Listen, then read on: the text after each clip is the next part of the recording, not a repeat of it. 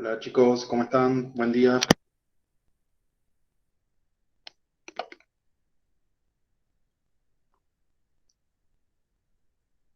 ¿Me escuchan? Hola, profe. Sí, Ah, La buenísimo. profe, sí. Perfecto. Bien.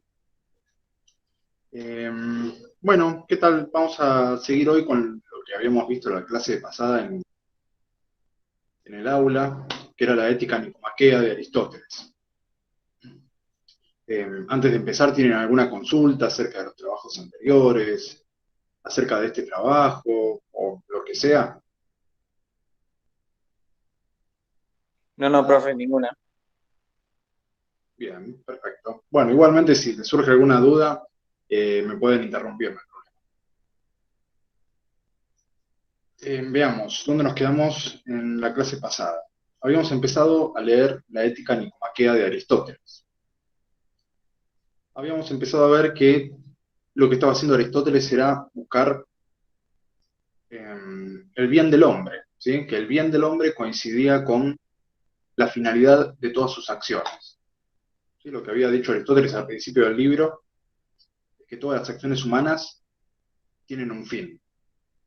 ¿Sí? Y habíamos visto que ese fin lo entendemos nosotros y Aristóteles también como finalidad, como objetivo.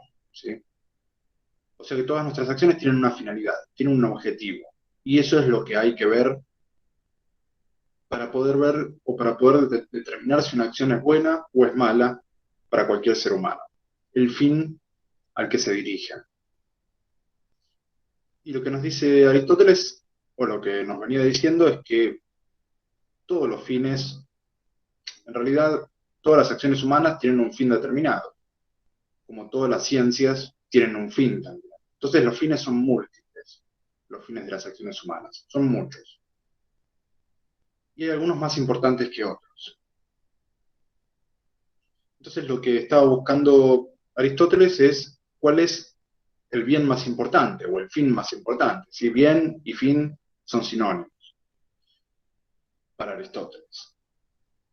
Entonces quería ver cuál era el fin más importante. Lo llamó fin supremo o bien supremo, hacia donde se deberían dirigir todas las acciones humanas. ¿Sí? En última instancia tienen que dirigirse a este bien supremo del hombre. Y eso es lo que estaba tratando de encontrar hasta donde lo habíamos dejado la vez pasada. Ese bien del hombre tiene que ser un bien en sí mismo, ¿sí? Un bien que no sea querido por otra cosa. Habíamos visto una serie de ejemplos que nos dio Aristóteles. Teníamos que el fin de la medicina, por ejemplo, era la salud, el de la economía, la riqueza, etcétera, ¿sí? Nos había dado una serie de ciencias y todas las ciencias tienen una finalidad diferente. Pero esas finalidades no son fines en sí mismos, sino que se dirigen hacia otra cosa todavía. ¿Sí? Por ejemplo, el fin de la economía es la riqueza, y el ser humano quiere riqueza no por la riqueza misma, sino para poder comprarse cosas, por ejemplo. La riqueza sería un medio para poder obtener otras cosas. Y el bien o el fin que está buscando Aristóteles es el fin supremo del hombre. Es decir, este fin se tiene que desear por sí mismo, no para obtener otra cosa, como pasa con la riqueza. ¿Sí? Yo quiero tener riqueza para otra cosa, para poder comprarme cosas. No me alcanza nada más con ser rico, ¿sí? Porque quiero ser rico para algo. Entonces, ese no es el bien que está buscando Aristóteles. Aristóteles está buscando un bien que sea deseable por sí mismo. Y creo que ya lo habíamos adelantado. Es más, ya lo venía adelantando Aristóteles, que ese bien en sí mismo es la felicidad. ¿Sí? Es el bien que deseamos todos los seres humanos independientemente de la actividad que hagamos. ¿Sí? El médico quiere obtener salud, ¿sí? La finalidad de la medicina es la salud, porque en última instancia, siendo saludables, vamos a poder ser felices. La economía trabaja o estudia las leyes económicas para obtener riquezas, esa es su finalidad. ¿Y para qué queremos riquezas? Para poder comprar cosas. ¿Y para qué queremos comprar cosas? No sé. vamos a ir recorriendo todas las finalidades así encadenadas, y en el último lugar siempre vamos a encontrar a la felicidad, ¿sí? En el final de la cadena de los fines del ser humano, siempre al final vamos a encontrar la felicidad. Y en la felicidad se frena la cadena de finalidades. ¿Por qué? Porque la felicidad es un fin que queremos en sí mismo. Es decir, queremos ser felices. ¿Para qué? Para ser felices. No hay motivo. Eso quiere decir que un bien o un fin es deseable por sí mismo. El bien supremo y el fin supremo del hombre es deseable por sí mismo, que es ser felices.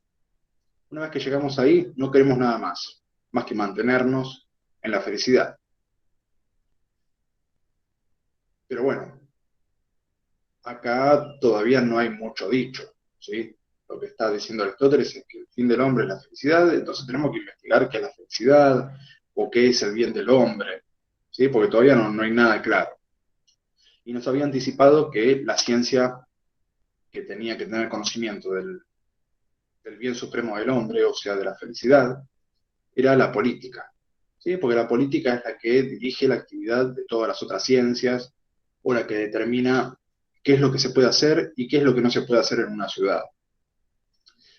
Entonces, al ser una ciencia tan directiva, que es la que determina qué se hace y qué no se hace, y como la felicidad del hombre está relacionada con las acciones del hombre, que es lo que venimos estudiando, entonces la política va a ser la que necesite tener este conocimiento y la que necesite eh, llevar a cabo todos los mecanismos posibles para poder obtener la felicidad de todos los hombres. Entonces va a ser una actividad muy importante para la vida en comunidad. Y donde nos habíamos quedado era en determinar qué es el bien. ¿Sí? Nos habíamos quedado en la sección 7, que dice: el bien del hombre es un fin en sí mismo, perfecto y suficiente. Bien, esto es lo que estamos viendo ahora con la felicidad. Y advierte que parece ser distinto en cada actividad y en cada arte. Pero si nosotros queremos saber el fin del hombre, tenemos que encontrar el fin de todos los actos. Y va a ser un bien realizable, que es la felicidad. Por eso decimos que se busca por sí mismo y es el más perfecto. Es lo más deseable de todo, dice Aristóteles, y no hay necesidad de añadirle nada. Una vez que obtenemos la felicidad, supuestamente no queremos nada más, queremos mantenernos en ella y no perderla.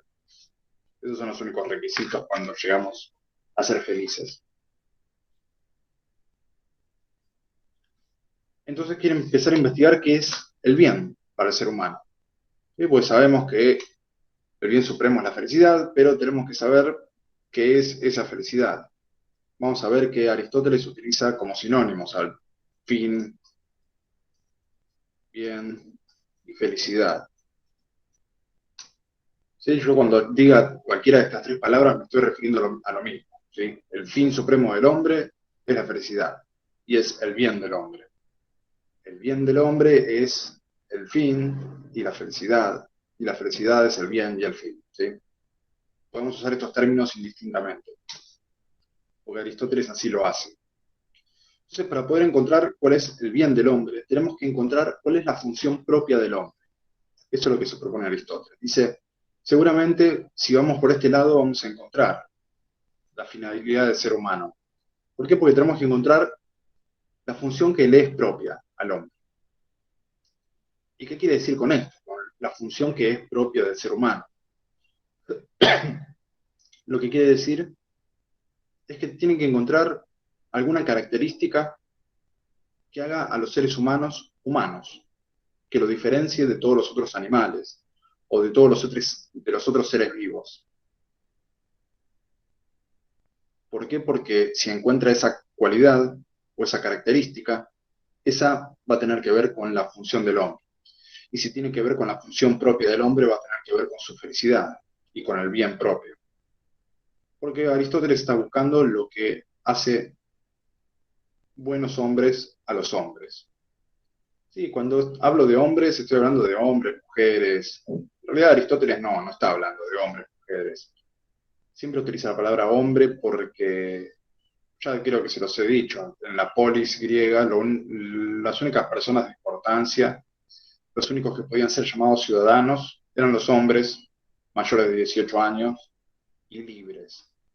O sea, no se estaba dirigiendo a los esclavos, no se estaba dirigiendo a las mujeres, a los niños, únicamente a los hombres mayores de 18, libres y atenienses.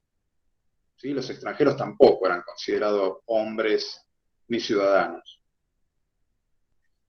Pero bueno, nosotros cuando estudiemos tengamos en la cabeza que también vamos a hablar de las mujeres, ¿sí? Vamos a incluirlas en el discurso. Yo cada vez que pueda las voy a incluir, pero es un poco difícil leyendo a Aristóteles que habla del hombre, hombre, hombre constantemente. Pero bueno, tratemos de pensarlo de esa manera,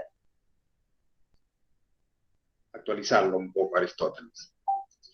Entonces tendríamos que buscar la función que le es propia al hombre, ¿sí? Y empieza a analizar. Y nos dice, el vivir no puede ser la finalidad propia del hombre, porque el vivir lo compartimos también con las plantas, ¿sí? Y es una actividad que no requiere ningún esfuerzo para el ser humano. Pero para las plantas sí, puede ser su fin propio vivir, crecer y nutrirse. ¿Por qué empieza a sacar esto, el tema de las plantas, Aristóteles? Pues Aristóteles piensa que el alma humana está compuesta de tres partes, ¿sí? Y cada una de las partes las comparte con otros seres vivos. Por ejemplo, la parte del alma que es la parte vegetativa. Ahí les voy a poner el titulito, partes del alma.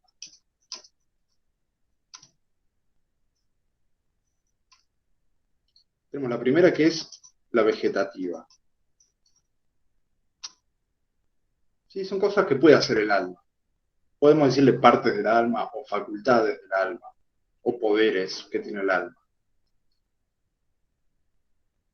Y una novedad de Aristóteles es que piensa que todos los seres vivos tienen alma, ¿sí? Cosa que no pensaban muchos. Es decir, las plantas tienen alma. ¿Y qué es el alma para las plantas? Es el principio de movimiento de las plantas, es aquello que las hace moverse. Nos dice Aristóteles que las cosas siempre, todas, están compuestas de materia y forma. ¿Sí? Por ejemplo, una estatua está hecha de piedra y tiene forma de, no sé, una mujer o de un perro, y eso es lo que le da las características que lo diferencian de las otras cosas. ¿Sí? Lo que hace el escultor es agarrar un pedazo de piedra y tallarle una forma. Esa forma es la que la hace ser lo que es. En los seres humanos y en las cosas, en los seres vivos, también pasa eso. La forma en que se organiza la materia de nuestro organismo es aquello que nos hace ser lo que somos. Es aquello que nos hace movernos, aquello que nos hace actuar, porque nosotros actuamos y nos movemos según la organización que tiene la materia de nuestro organismo, cómo se organiza, ¿sí? La materia de nuestro organismo se organizó de una determinada manera que se forme un corazón, un cerebro y haga posible la vida y el movimiento de todo nuestro cuerpo. A eso denomina alma Aristóteles, a la forma del cuerpo, a la organización que tiene la materia de nuestro cuerpo. ¿Sí? Esa es la culpable de que nosotros podamos hacer todo lo que hacemos. Y hay un tipo de organización especial de la materia que permite que vivamos solamente y que permite que podamos nutrirnos y crecer. Y esa parte del alma o esa facultad o esa organización de la materia vendría a corresponderse con el alma vegetativa, es un nombre que le puso Aristóteles, que es la que nos permite nutrirnos y crecer. Es la encargada de la nutrición y del crecimiento. Y nos dice, esa parte del alma la compartimos con las plantas, con los animales también, si los animales también viven, se nutren y crecen. Entonces esto no es la función propia característica del hombre, porque la tienen todos los seres vivos. Entonces va a ir a la segunda parte del alma, ¿sí? Que esta es un poco más avanzada. La segunda parte del alma es la sensitiva.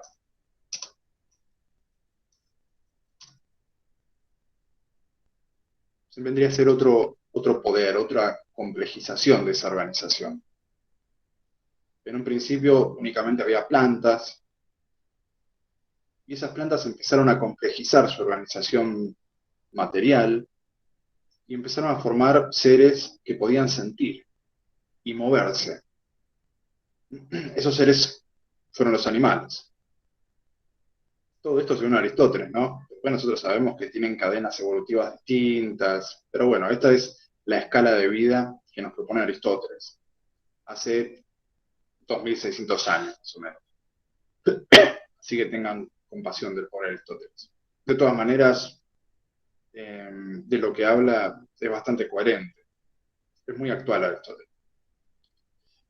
Bueno, la parte sensitiva del alma nos da estos poderes, el poder de sentir y movernos.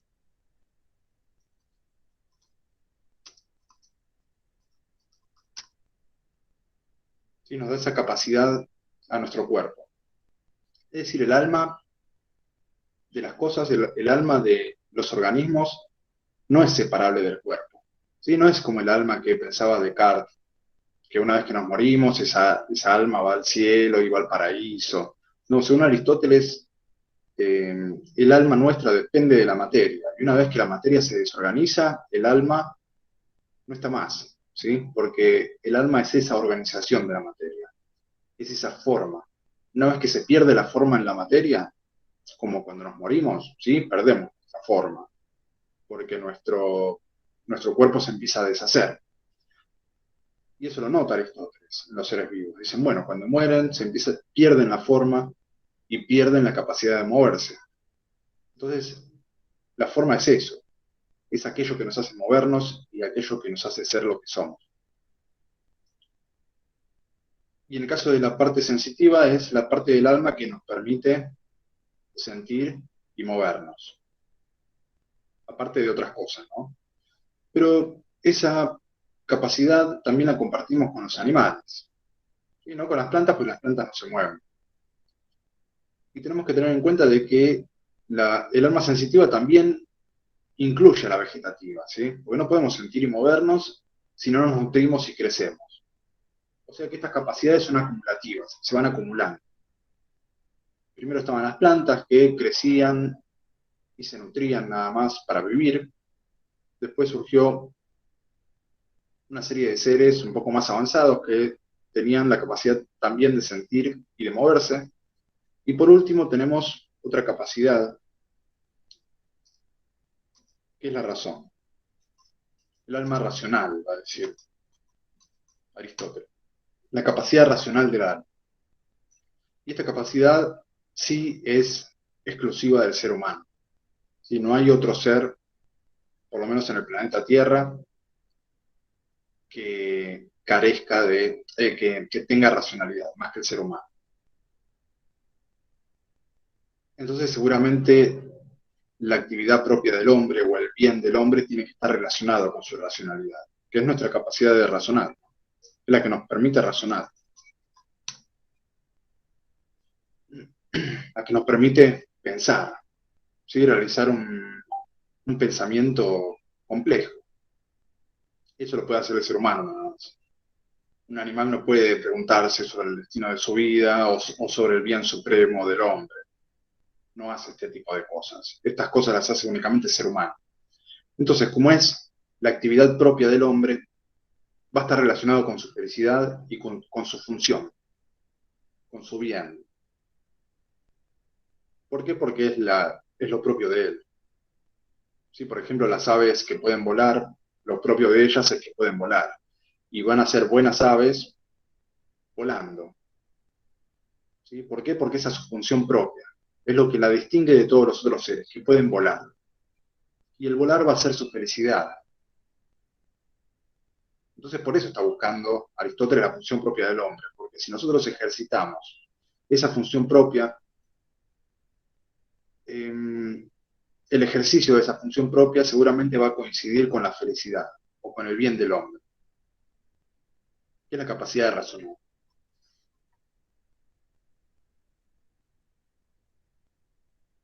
Entonces Aristóteles va a hacer esta afirmación, ¿sí? Se las escribo. Dice, la función propia del hombre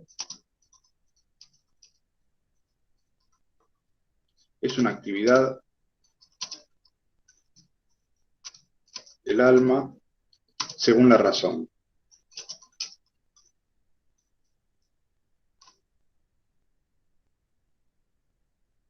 Sí, el alma es esta capacidad activa que tienen las cosas. Es la culpable de nuestro actuar. La culpable de que podamos crecer, nutrirnos, sentir, movernos y razonar. Entonces nuestra función propia va a ser una actividad según el alma y según la razón. ¿Por qué? Porque el alma es mejor que el cuerpo, porque es el principio activo de nuestro cuerpo.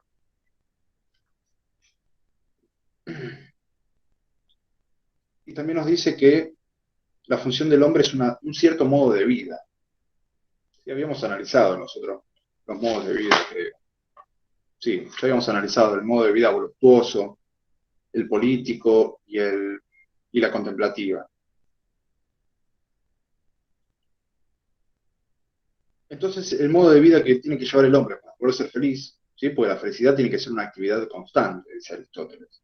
No podemos ser felices a veces sí, a veces no, sino que tiene que ser una actividad que sea lo más estable y constante posible. Para decir que un hombre es feliz, tenemos que decir que es feliz durante toda su vida. Tiene que ser una actividad constante.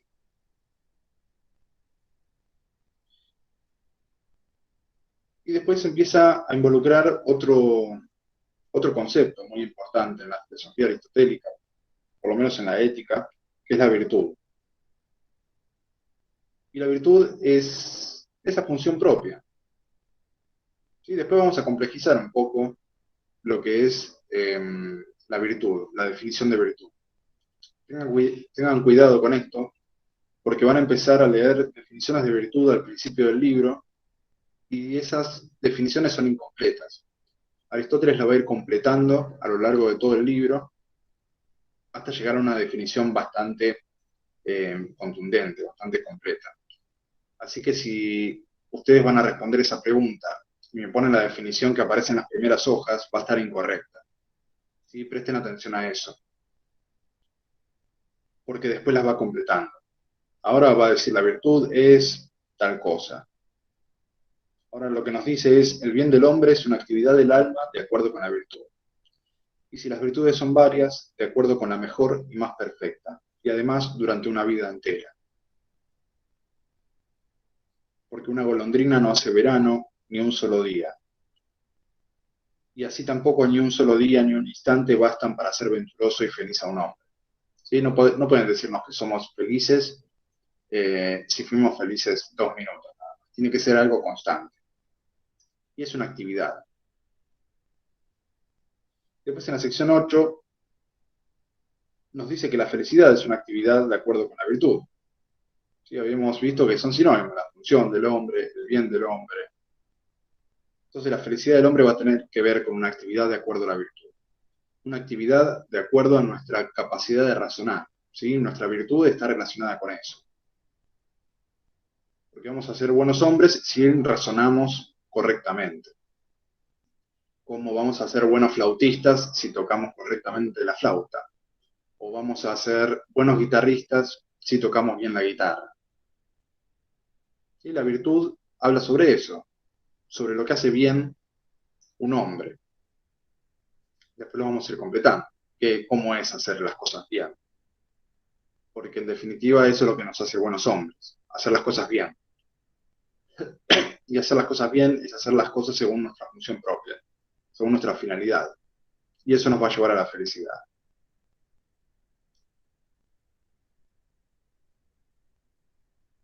Un guitarrista es virtuoso cuando toca bien la guitarra. ¿Sí? Sigue aclarando esto.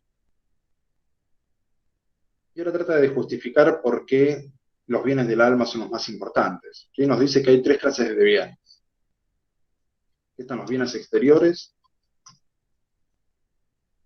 los bienes del alma y los bienes del cuerpo.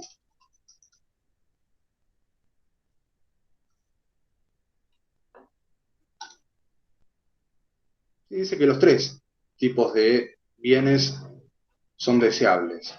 Los bienes exteriores son deseables porque alguien que carece de bienes exteriores, ¿a qué llamo bienes exteriores? Esas cosas que, no sé, bienes que nos compramos, ¿sí? Comida, un auto, una casa, esos son bienes exteriores. Después están los bienes del alma,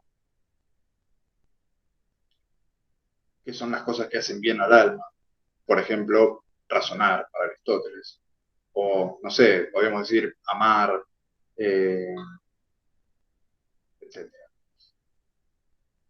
Y están los bienes del cuerpo, que los bienes del cuerpo son también bienes carnales, podríamos decir, las cosas que le hacen bien a nuestro cuerpo. Y nos dice que los del alma son los más importantes. ¿Por qué? Porque el alma es la encargada de las actividades, de las acciones. ¿Sí? Lo que son buenas o malas en el hombre son las acciones.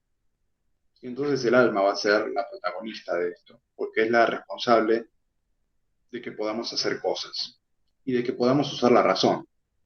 ¿Sí? Si podemos usar la razón y esa es la función propia del hombre y la responsable es el alma, entonces tenemos que centrarnos en los bienes del alma, porque ahí va a estar la respuesta a la pregunta que nos estamos haciendo, que es, en primer lugar, ¿qué es el bien?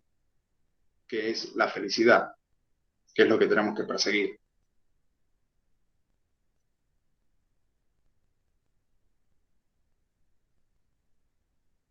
Y entonces tenemos que empezar también a analizar lo que es la virtud y cómo puede adquirirse la felicidad. Pues si nos dicen que la felicidad es una virtud o es una actividad del alma de acuerdo con la virtud, tenemos que empezar a pensar qué es la virtud, qué es una actividad según la virtud. Eso nos va a definir cómo es que puede adquirirse la felicidad, cómo podemos llegar a ser felices. Porque hasta ahora sabemos que son actividades racionales. Sí, pero yo puedo hacer actividades racionales para matar gente, ¿sí? Hacer un plan súper inteligente y súper calculado. Eso va a ser una actividad racional. Y puedo dedicarla a matar personas, ¿sí? Entonces tendremos que empezar a pulir un poco eso porque no toda actividad racional va a ser una actividad buena. Hay que usar la razón de una determinada manera, ¿sí? No de cualquier manera.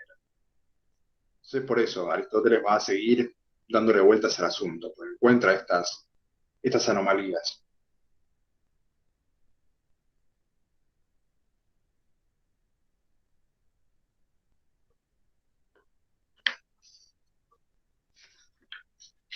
Bueno, y le dedica un rato a los bienes exteriores y a los bienes del cuerpo, que son necesarios porque si no van a empañar o van a dificultar la felicidad del alma, si no tenemos bienes exteriores y bienes corporales. Pero de todas maneras lo que nos dice Aristóteles es que el hombre virtuoso, por más que tenga mala suerte, por más que sea pobre y por más que sea, no sé, feo y medio chueco, va a poder desarrollar la actividad del alma y va a tener posibilidades de ser feliz. ¿Sí? No sé, tenemos un ejemplo como Stephen Hawking, ¿sí? No sé si conocen a Stephen Hawking, es un científico muy importante para la humanidad entera, ¿sí? Que pobre no podía moverse, hablaba por medio de un teclado. O sea, los bienes del cuerpo no los tenía en absoluto. ¿Sí? Obviamente eso habrá dificultado, según Aristóteles habrá dificultado, si Aristóteles lo hubiese conocido, ¿no? Pero no lo conoció. Pero eso hubiera dificultado su felicidad. De todas maneras, el hombre virtuoso, creo que Aristóteles hubiera considerado a Stephen Hawking un hombre virtuoso, puede ser feliz de todas maneras. Se las va a rebuscar para mantener esa actividad racional sin ningún tipo de tacha. Y más allá de las circunstancias, el hombre o la mujer virtuosa va a poder ser feliz de todas maneras, por más que carezca de bienes exteriores, por más que sea feo, por más que tenga, no sé, dificultades para moverse, etcétera. La actividad del alma la va a poder realizar igual.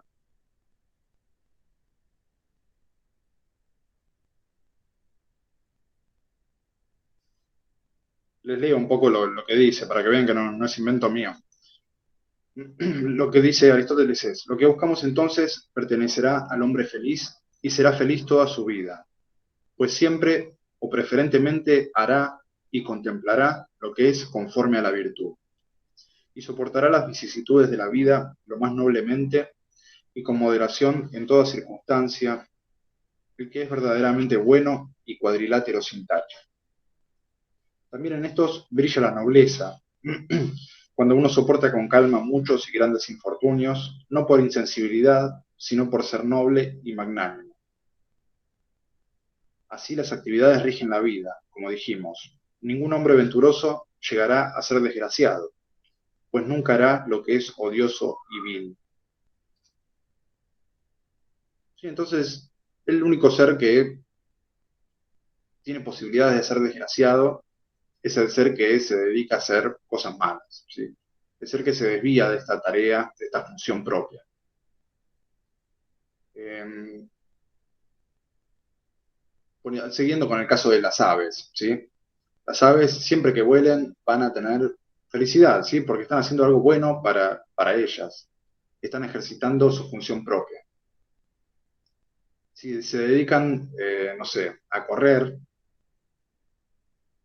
no van a estar realizando su función propia, y no van a poder alcanzar la felicidad. Y siempre van a estar determinadas o eh, van a ser presas del infortunio, de la mala suerte, etcétera. Pero una ave que puede volar puede tener mala suerte, le pueden pasar cosas malas, pero el hecho de volar las va a hacer felices, siempre y cuando pueda volar. Bueno, en el hombre pasa lo mismo. El hombre, por más mala suerte o pobreza que tenga, si puede ejercitar su función propia, que es la del razonamiento, y si puede actuar según la razón, va a poder ser feliz de todas maneras.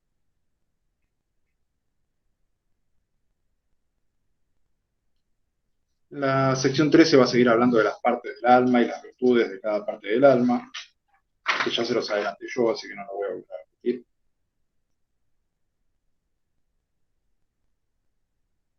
Y acá hace una aclaración en este sentido. Nos dice que hay actividades del alma que son irracionales y otras que son racionales.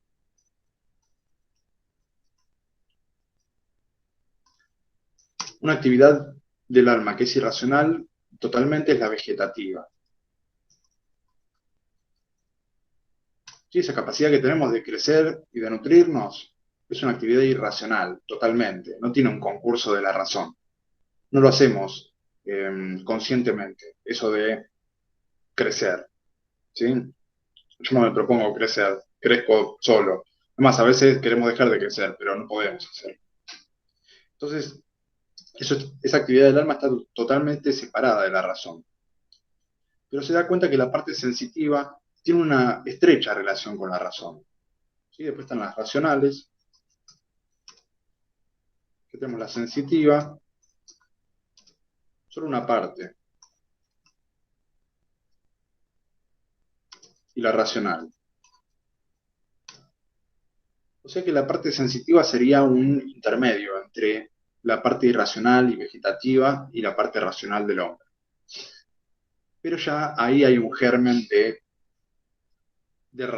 razonamiento. ¿Sí? Porque la parte racional también escucha y cuando puede manda u obedece a los apetitos. ¿Sí?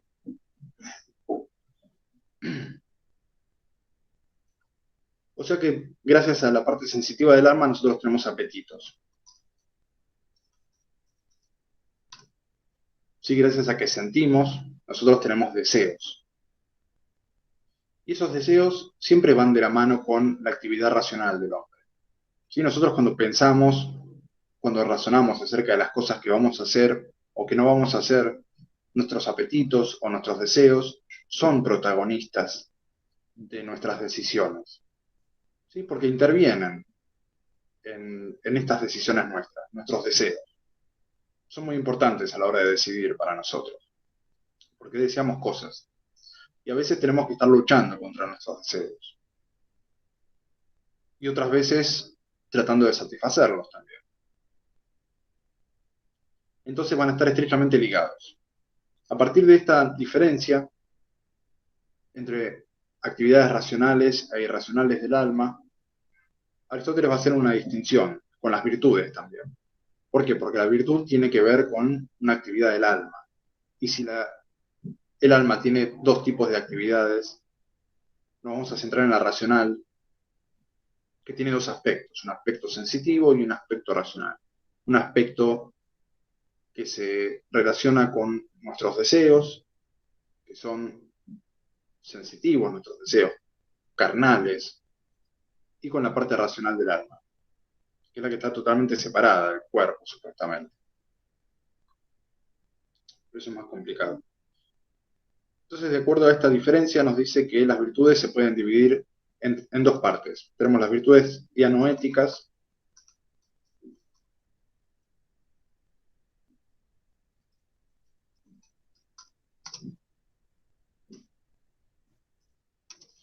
y virtudes éticas.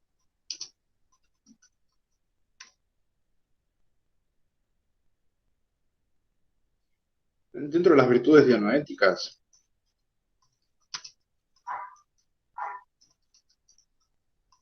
tenemos las actividades que son 100% racionales. O sea que están relacionadas estrechamente con la parte racional del alma y cognitiva, la parte que conoce. Y virtudes dianoéticas van a ser la sabiduría,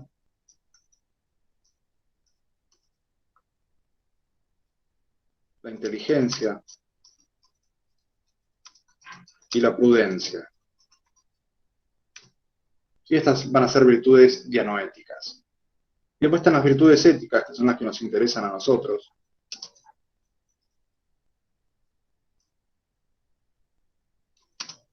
Que van a ser las que están relacionadas con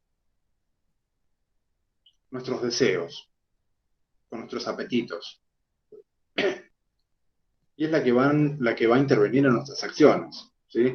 Porque nuestra inteligencia y nuestra sabiduría no nos mueve a actuar a nosotros. Sino, ahí no puede estar la felicidad, según Aristóteles, en ser inteligentes. Porque yo puedo ser inteligente y puedo no realizar ningún tipo de acción. O puedo ser inteligente y, no sé, o sea, usar mi inteligencia para el mal. Entonces la inteligencia no tiene que ver con la felicidad. Tiene que ver y no tiene que ver, ¿sí? No es 100% la finalidad del hombre o el fin supremo porque puede no llevarse a la acción. Puedo ser muy inteligente y estar encerrado en mi casa. Y eso no me va a hacer un hombre bueno. Lo que me va a hacer un hombre bueno es hacer cosas buenas. Ya lo habíamos anticipado esto con Aristóteles. Que les presta atención a las consecuencias de las acciones. Según otros filósofos, los buenos hombres son los que tienen buenas intenciones al realizar las acciones. Es decir, alguien que no actúa puede ser bueno, ¿sí? Porque sus intenciones son buenas. Pero para Aristóteles, un hombre bueno no puede ser un hombre que no actúe, porque ahí es donde están los valores morales, las acciones. Si no hay acciones, no hay manera de saber si una persona es buena o mala. Tenemos que ver lo que hace. Y en esto podríamos estar de acuerdo con Aristóteles. Entonces, las virtudes éticas van a tener que ver con, o son, la liberalidad y la moderación.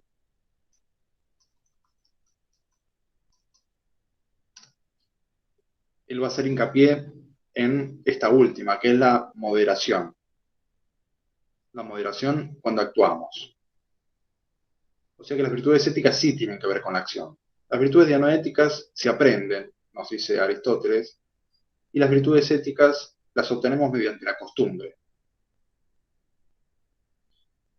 Y las costumbres se obtienen actuando, ¿sí? Porque las costumbres hablan de cómo acostumbramos a actuar. Entonces, para tener una costumbre tenemos que tener una serie de acciones realizadas para poder decir, bueno, yo acostumbro a hacer esto.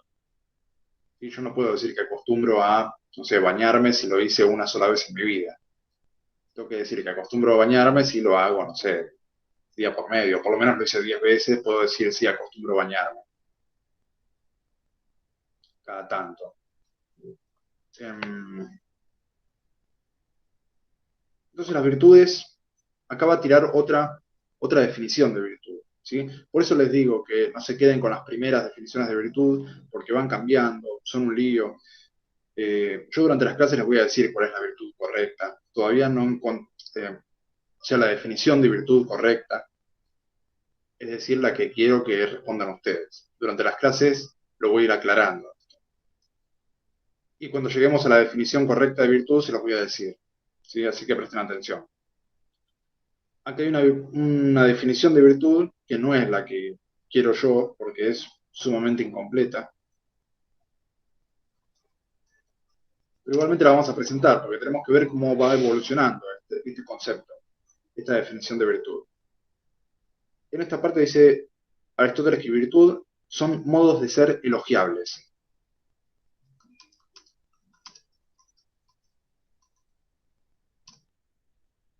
¿Sí? La virtud es un modo de ser elogiable. Y ahí se va acercando un poco. Nos dijo en primer lugar que era una actividad del alma, y esa actividad del alma es un modo de ser. ¿Sí? Es un modo que tenemos nosotros de actuar. Y ese modo de ser tiene que ser elogiable. ¿Sí? Es decir, nos tienen que, por esos modos de ser nos tienen que decir que somos hombres buenos. ¿Sí? Nadie nos va a decir que somos hombres buenos si somos únicamente sabios y no lo demostramos. Lo tenemos que demostrar con acción que somos sabios o que somos inteligentes. Si no actuamos ser inteligente, no sirve de nada. No sirve de nada guardárselo para sí mismo o ser un hombre bueno. ¿Sí? Yo no puedo, si soy un hombre bueno y no actúo, es lo mismo que nada.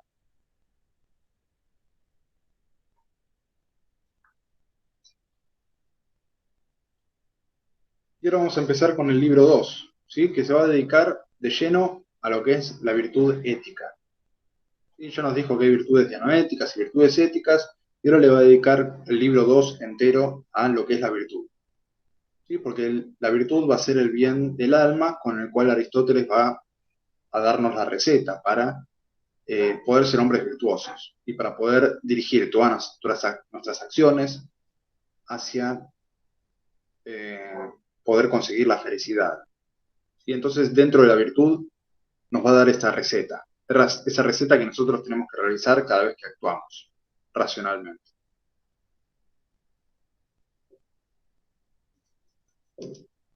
Yo les dije que íbamos a ver el libro 1 de Aristóteles, de la ética nicomaquea, íbamos a ver el libro 1, el 2 y el 10. ¿Sí? Ya el 1 lo terminamos, el 2 lo vamos a empezar ahora. No creo que lleguemos a ver el 10, sino que lo vamos a ver la semana que viene. Pero vamos a ver más o menos acerca de qué habla en este libro 2. Se llama así, Naturaleza de la virtud de ética.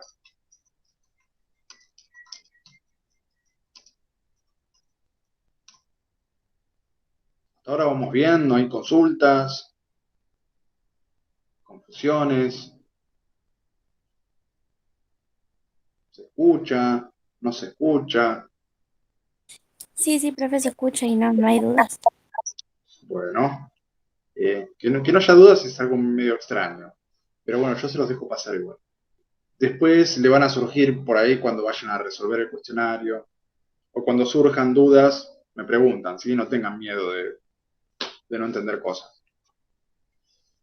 Claro, me dicen es que prestamos mucha atención, por eso no hay dudas. Muy bien, lo respeto. Pero bueno, yo actualmente tengo dudas acerca de lo que habla Aristóteles. No es malo tener dudas, por lo menos en filosofía no es malo. ¿Sí? Es normal tener dudas en filosofía, hasta los más sabios, hasta los filósofos más importantes están llenos de dudas. Bueno, ya lo vimos con Descartes, ¿no? Era un método de su filosofía, dudar. Pero bueno, es una cuestión de acostumbrarse.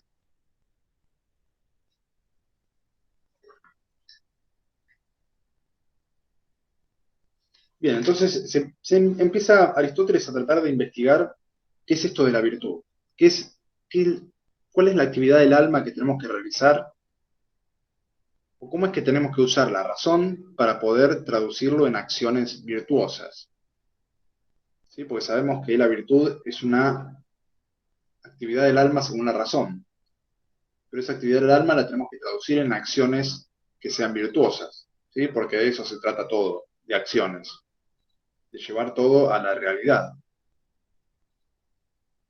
Porque yo puedo ser un hombre buenísimo en mi cabeza y hacer cosas malas en el mundo. Y eso es lo que cuenta.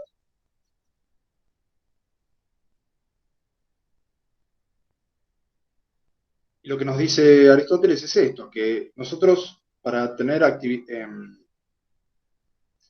poder ser virtuosos o para tener virtudes éticas tenemos que actuar, porque se dan por medio de la costumbre. Y nos dice, los constructores se hacen buenos constructores construyendo casas, ¿sí? No son antes buenos constructores y después se dedican a construir casas. Nadie nace sabiendo construir bien, ¿sí? El que se hace buen constructor es porque construyó ya muchas casas. Así se hacen los buenos constructores. Pero también se hacen los malos constructores. Hay constructores que construyen muchas veces durante toda su vida, construyen muchas casas y las construyen mal. Y después hay, no sé, buenos guitarristas. El buen guitarrista es un buen guitarrista porque, o cómo se hace un buen guitarrista. Un buen guitarrista se hace tocando la guitarra. Si no podemos ser antes buenos guitarristas y después tocar bien la guitarra. Es imposible. Primero tenemos que tocar la guitarra, la vamos a tocar mal muchas veces hasta que lo hagamos bien. De todas maneras, esa práctica no nos asegura de que vayamos a ser buenos guitarristas. Yo puedo estar tocando la guitarra todo el día y no llegar a ser un virtuoso en la guitarra. Entonces algo más tiene que haber. Sabemos que en la acción es un requisito que no puede faltar, ¿sí? Porque para hacernos hombres buenos tenemos que hacer cosas buenas. O sea, para acostumbrar a hacer cosas buenas tenemos que haber hecho muchas cosas buenas.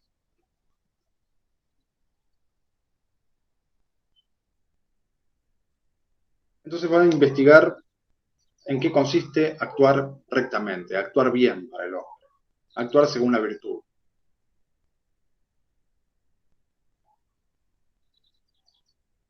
Entonces tenemos que examinar todo lo relativo a las acciones y cómo hay que realizar esas acciones. Eso es muy importante para la investigación de Aristóteles. Cómo tenemos que realizar las acciones para que esas acciones puedan ser virtuosas, ¿sí? Y para que esas acciones nos hagan buenos hombres o buenas mujeres también. Entonces vamos a tener que observar cuál es la naturaleza de nuestras acciones y él se da cuenta que la naturaleza de nuestras acciones se destruyen por el exceso y por el defecto.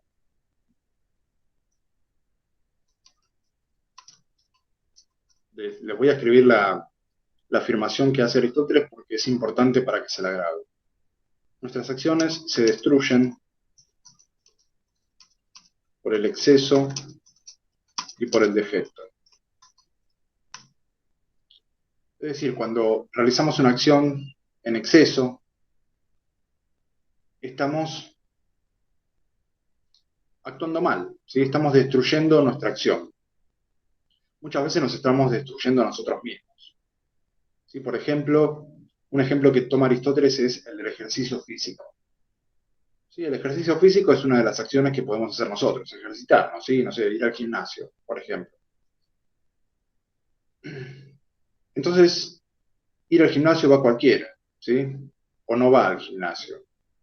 Lo que nos dice Aristóteles es que el ejercicio es necesario para poder tener una vida sana. y para poder tener una buena salud.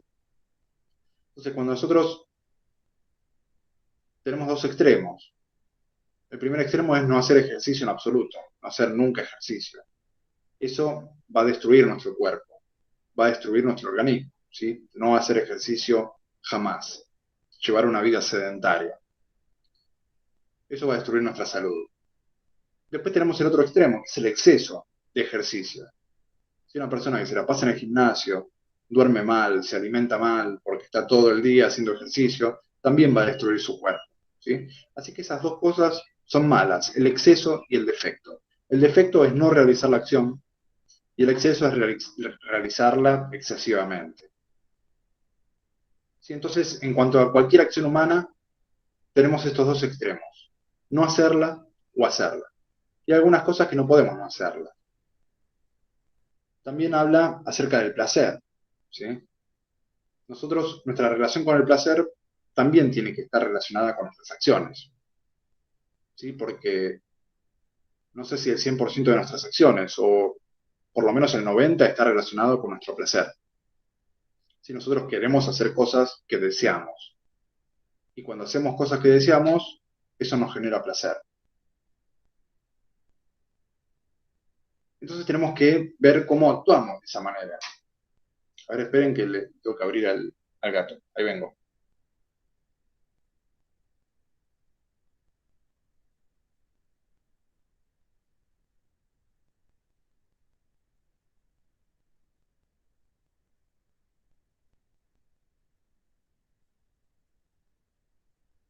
Perdón, ahí estoy.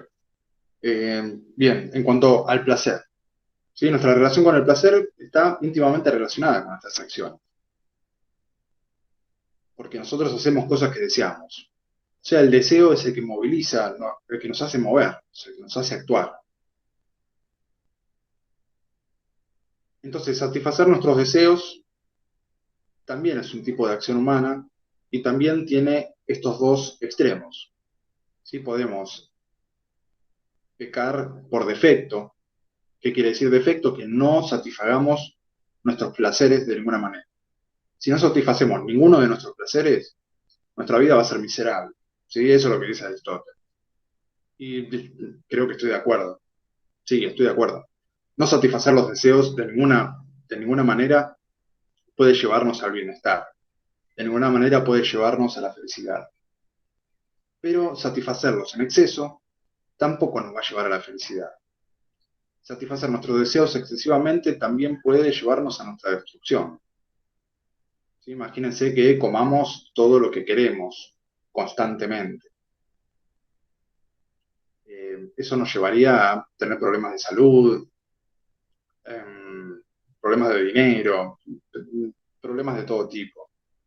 Pero no comer tampoco es la respuesta, ¿sí? Porque el no comer también va a destruirnos. Entonces es algo difícil para el ser humano estar en esta situación, ¿sí? Si lo hace mucho, si se pasa, está mal. Si se queda corto, también está mal. Entonces la virtud del ser humano va a estar en tratar de encontrar ese término medio, ¿sí? El término medio es la perfección de nuestras acciones, según Aristóteles. Entonces nosotros vamos a ser hombres virtuosos si satisfacemos nuestros deseos, pero en su justa medida, según este término medio. Tenemos que encontrar el término medio propio, el término medio de nosotros, para poder saber cuál es la medida correcta de actuar. En cuanto a los deseos, tenemos que tratar de encontrar el término medio en el que no nos excedamos y en el que no nos quedemos cortos, ¿sí? Porque quedarnos cortos en la satisfacción de nuestros deseos también es malo.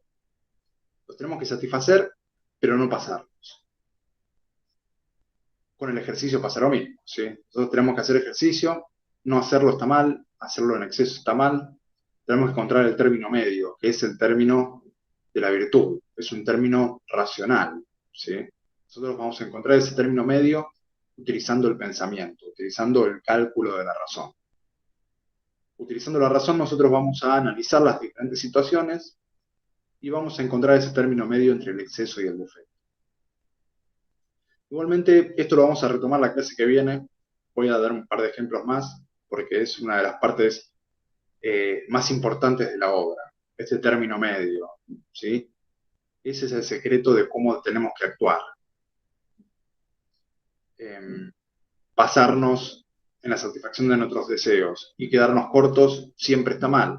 Tenemos que encontrar ese equilibrio, ¿sí? Como cuando nos dicen beber con moderación, ¿sí?